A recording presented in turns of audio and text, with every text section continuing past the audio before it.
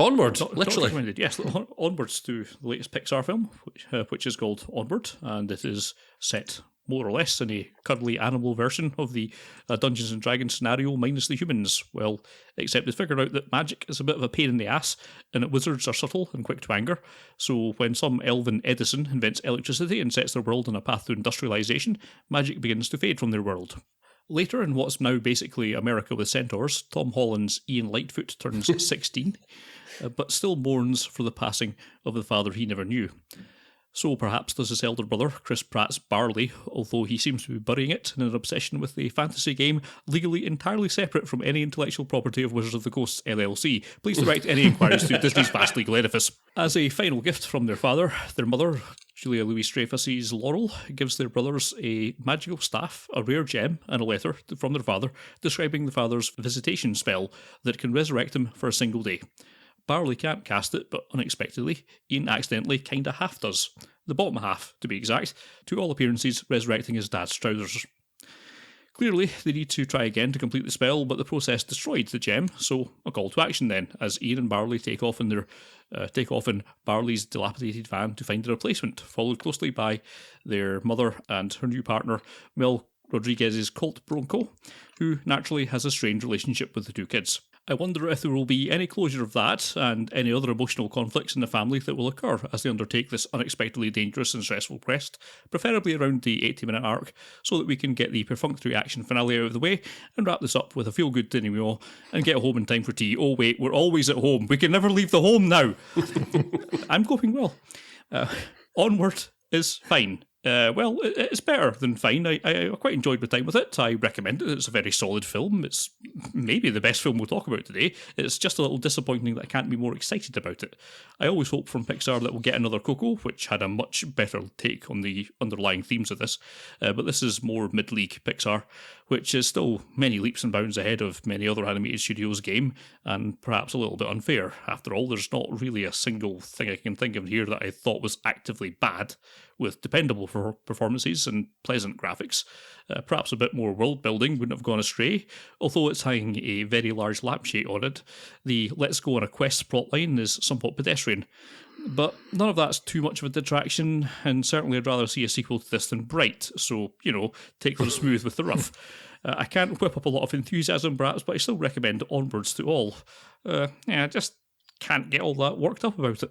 What do you guys think? For the most part, I'm not going to add a lot, Scott, but for the most part, and I'm only actually going to repeat what I've heard elsewhere because I share the sentiment largely, but for the most part, this is kind of, maybe the first hour and a bit of this is very much kind of by the numbers, kind of feels like joining the dots Pixar, but then really emotionally, it kind of pulls things out of the bag at the end, which is kind of a cruel thing to do because I lulled myself into very much a state of apathy throughout the rest of this film only to get then punched in the face by a really emotional ending and then having to explain to my kids that Daddy had to nip to the bathroom to take his contact lenses out and rinse them. But yeah, it's perfectly, for the most part, this is just like a perfectly good film. And let's be honest, man, if this is, along with another film we'll speak about later in this podcast, this is a film that if you've got young kids in the house, you're going to have no choice but to watch under current circumstances anyway. So you've probably already got an opinion on it, and you already know what you think of it. But it's good. It's not at the top of the list by any means, but it's not the worst effort for a film of this kind. And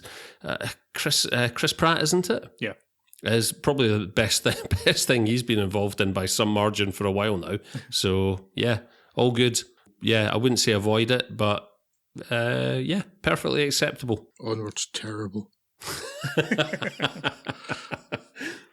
I did not care for this film at all. Really?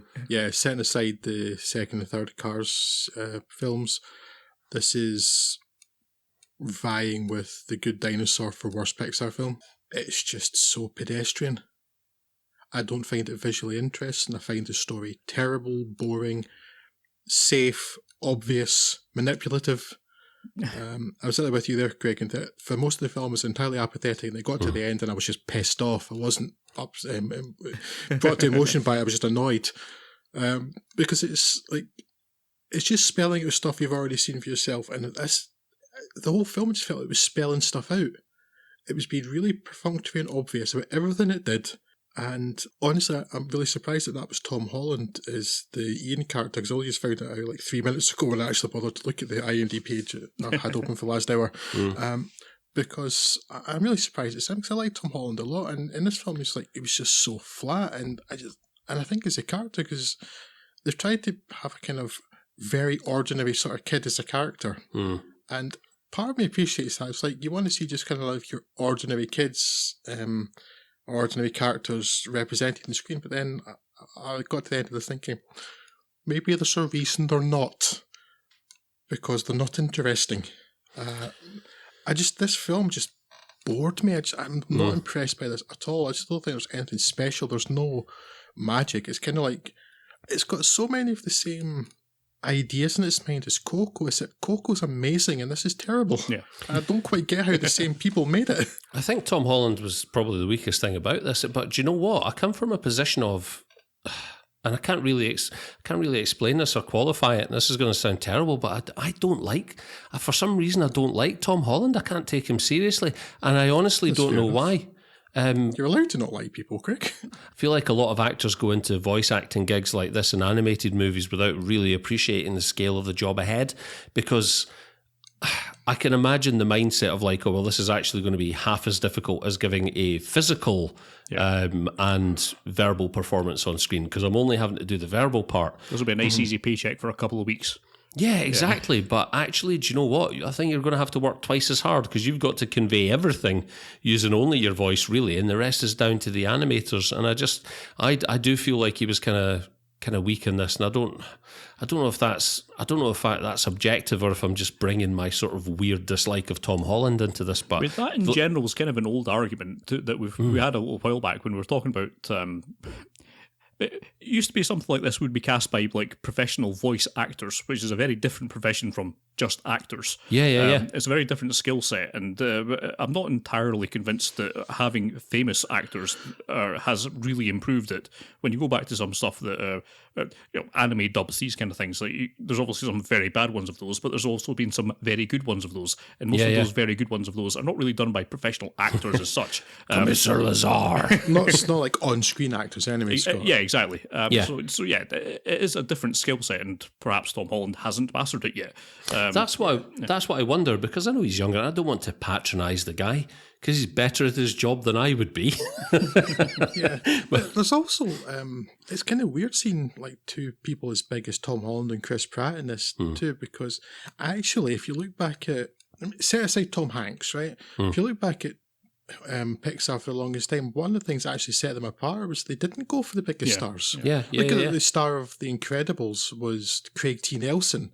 Very much a television actor, and he's certainly not a big film actor. He pops up in smaller roles, maybe more indie stuff. Yeah. And then Tim Allen was a TV actor and comedian, and then so Albert Brooks is in one of them. Yeah, he's in Albert Brooks in Finding Nemo. So, and Albert Brooks well known for doing voice stuff in The Simpsons and other things. So, they went for people maybe who just fitted the role more rather than star names. They've never really gone for star names, and that's maybe another thing that's wrong with this film.